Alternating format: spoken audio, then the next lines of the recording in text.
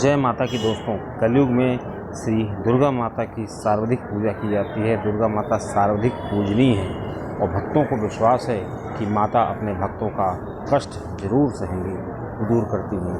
और दोस्तों, माता प्रकट हैं। माता जो है तुरंत भक्तों को दर्शन देती हैं और भक्तों की सभी समस्याओं को हल करती हैं अगर भक्त के भाव सच्चे हैं।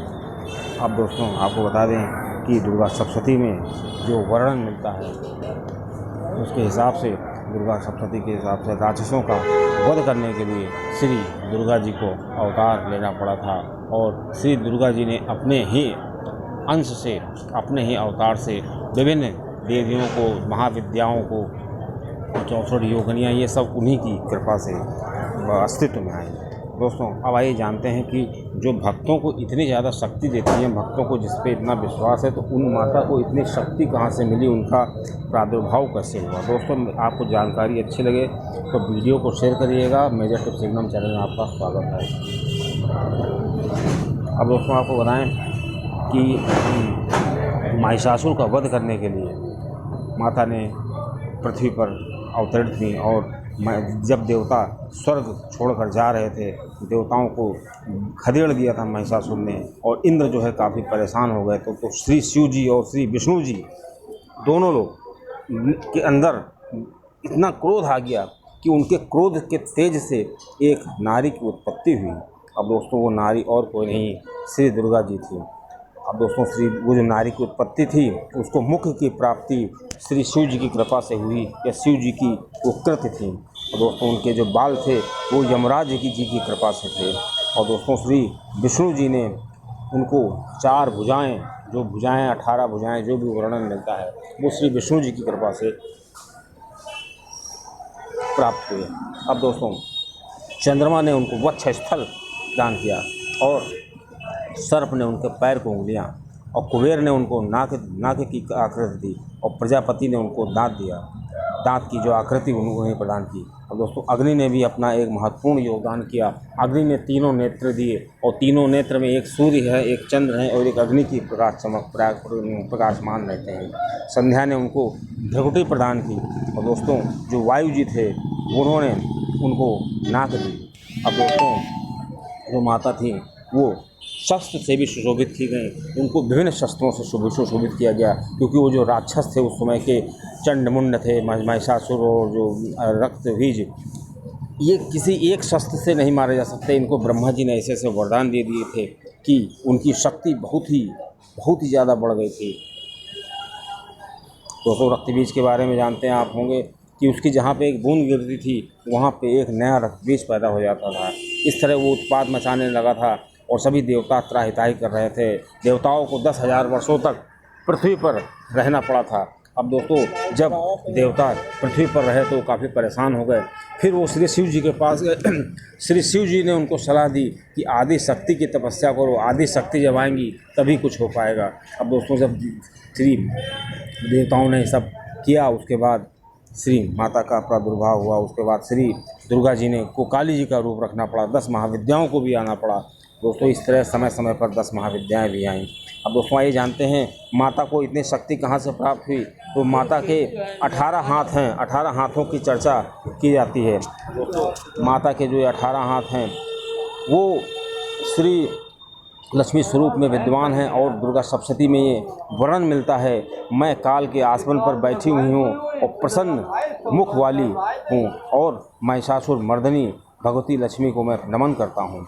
अब दोस्तों, माता अपने हाथों में अक्षय माला, फरसा, गदा, बाण, वज्र, पद्म, धनुष और कुंडिका, चंद्र, शक्ति, दंड, हाथ में एक हाथ में दंड है, एक हाथ में खड़क है, एक हाथ में ढाल है, एक में शंख है, एक में घंटा है, एक में मधुपात्र है, एक में शूल है, एक में पास है और एक में माता चक्र धारण किए हुए हैं।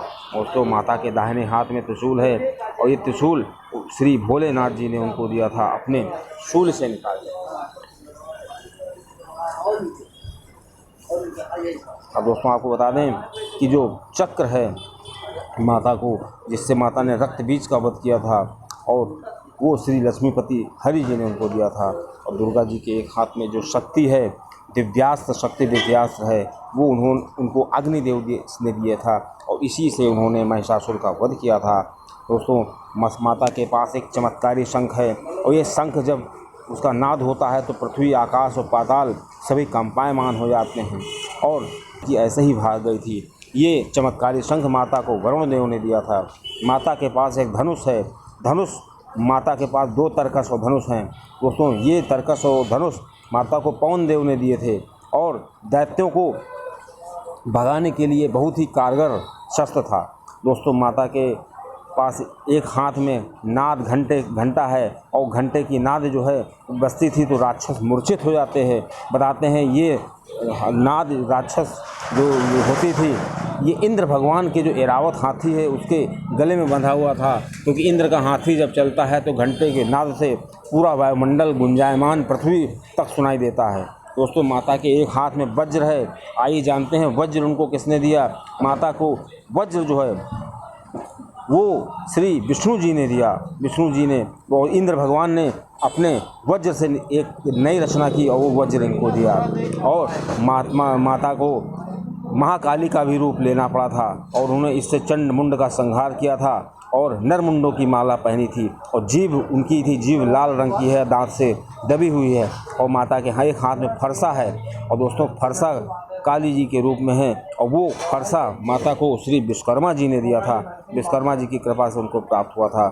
और माता के एक हाथ में तलवार है और ढाल है। ढाल और तलवार माता को काल देव ने दिया था, महाकाल ने दिया था। माता के एक हाथ में दंड है, वो यमराज ने दिया था। यमराज कालदंड हैं। और दोस्तों ये जो कालदंड है उससे उन्होंने असंख्य राक्षसों को भगाया था। माता के एक हाथ में स्फटिक माला है, वो स्फटिक माला माता को दक्ष प्रजापति ने दिया था। इसी तरह माता के एक हाथ में कमंडल है। दोस्तों माता को ये कमंडल श्री ब्रह्मा जी ने अपने कमंडल से बना करके नया कमंडल दिया था। और माता के मुख पर जो तेज है वो तेज श्री सूर्यदेव की कृपा से प्राप्त हुआ था। सूर्यदेव का तेज है। और दोस्तों माता जो वस्त्र और आभूषण पहनती रहती हैं और वो वस्त्र और आभूषण में माता का रंग जो है बहुत ही निखर आता है, वो सब श्री समुद्र देव ने उनको दिया था।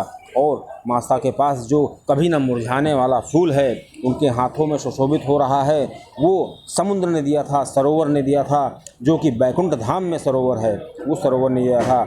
और दोस्तों हिमालय पर्वत ने भी माता को एक अमोघ शक्ति दी थी, एक अच्छी वस्तु दी थी। वो थी एक माता को एक ऐसा शेर दिया था, उस शेर को कभी भूख नहीं लगती थी और वो पहाड़ों को चुटकियों में लांघ जाता था। वो बड़े से बड़े दरिया को 1 मिनट में फांद जाता था और वो बहुत शक्तिशाली था, उसको नींद में नहीं आती थी। और माता को एक शैल पात्र मिला था और वो शैल पात्र माता को कुबेर देव ने दिया था। अब दोस्तों इस प्रकार माता के सभी हाथों में 18 हाथों में एक से एक अस्त्र विराजमान है। दोस्तों यहाँ तक कि कहा जाता है कुछ ऐसे राक्षस थे जिनको मारना इतना मुश्किल था कि ब्रह्मा विष्णु महेश मिल के ही मार सकते थे, और उसमें से एक देवता ने वरदान दिया होता था तो वो देवता तो मार नहीं सकता था। तो ब्रह्मा जी का कमंडल और विष्णु जी का चक्र और श्री शिव जी का शूल, ये तीनों मिल करके माता की शक्तियों में विराजमान थे। और माता की जो शक्तियाँ थीं इन तीनों जो शस्त्र थे उनसे उन्हीं के आसपास घूमती रहती थीं। इस प्रकार माता को जो प्रादुर्भाव लेना पड़ा और माता ने अपनी शक्ति से इन सभी राक्षसों का वध किया। दोस्तों माता आज भी जागृत हैं और लोगों के मन में ये चिंता रहती है, ये भय रहता है कि माता का जो काली रूप है उस काली रूप से वो डरते हैं, वो सोचते हैं कहीं हमको कोई दिक्कत ना हो जाए। तो दोस्तों आपको बता दें जो माता काली हैं वो इतनी ज़्यादा खूबसूरत हैं, इतनी ज़्यादा वो सौम्य हैं कि एक बार श्री शिव जी से उनका बखान करने को कहा गया तो श्री शिव जी अपने 5 मुखों से उनके रूप का वर्णन नहीं कर पाए, क्योंकि वो इतनी ज़्यादा खूबसूरत हैं। जब श्री सरस्वती जी की बारी आई तो सरस्वती जी विद्वान हैं, वो सभी ग्रंथों को उन्होंने उन्हीं के द्वारा रचित हैं। लेकिन श्री सरस्वती जी खड़ी हो गई, उन्होंने कहा मैं माता के इतने सुंदर स्वरूप का वर्णन नहीं कर सकती।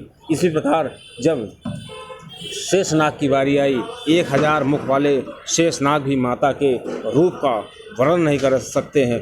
दोस्तों जब आप समझ सकते हैं कि जब इतने शीर्ष के देवता माता के शूरता और माता के सौम्यता और सुंदरता का वर्णन नहीं कर सकते तो एक आम आदमी के बस की बात कहाँ है। अब दोस्तों माता का जो ये रूप दिखता है जो काली माता से लोग डरते हैं और उनकी पूजा करने से, दोस्तों वो उनको मजबूरी में लेना पड़ा था। और वो उनका एक रूप है। काली माता जो हैं अपने काली लोक में रहती हैं। बोलिए दोस्तों, जय माता की।